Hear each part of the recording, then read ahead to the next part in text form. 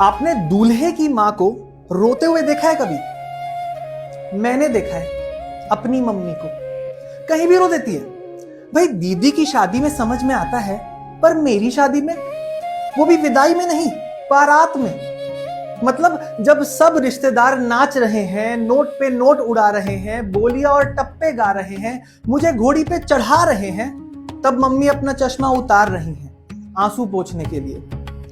मुझे तो लगा था कि वो भी मोस्ट माओ की तरह चेहरे पे बेटे की मां वाला एटीट्यूड लिए हर मिलते हुए लिफाफे को खुशी से अपने पर्स में डाल रही होंगी, ये कहते हुए कि इसकी क्या जरूरत थी भाई साहब। लेकिन उस दिन हमारा इतवार था, मम्मी के आंसुओं का नहीं। इसी चक्कर में हर कोई लिफाफे पापा को पकड़ाने लगा। घोड़ी में बैठते हुए बैंड बाजे के उस शोर के बीच मुझे एक पुराना किस्सा ध्यान आ गया। मुझे कॉलेज के लिए दिल्ली भेजने के बाद एक सुबह मम्मी दादाजी को पराठे परोस रही थी। दादाजी कहते, क्यों भेज दिता मुंडे नू बाहर, हुण ओने उत्थे ही रहना, विआह तो बाद भी उत्थे ही सेटल होएगा। लगदा तेरी किस्मत च नूह दे हाथ दे गरम पराठे नहीं लिखे। मम्मी तब मुस्कुराई और बस इतना बोली, मैं ता पराठे खांदी ही नहीं। उस दिन ये बात कह तो दी उन्होंने, पर शायद इसका असली एहसास उन्हें आज हुआ हो।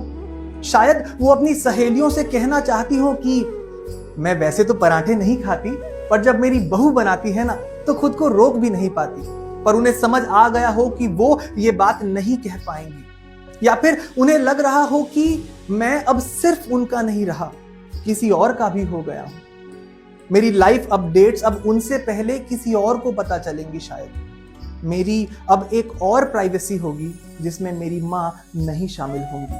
और इस अलगाव का आज पहला दिन था। सो शायद आंसू बहाकर वो खुद को इसके लिए तैयार कर रही हूं। मेरी नजर फिर से मम्मी पर पड़ी।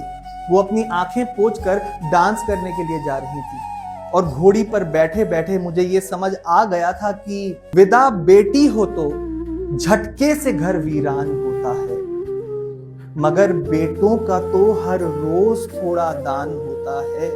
विदा बेटी हो तो झटके से घर वीरान होता है, मगर बेटों का तो हर रोज थोड़ा दान होता है। जो इनमें फर्क करते हैं अगर एक मां से पूछो तो, ना वो आसान होता है ना ये आसान होता है, ना वो आसान होता है ना ये आसान होता है।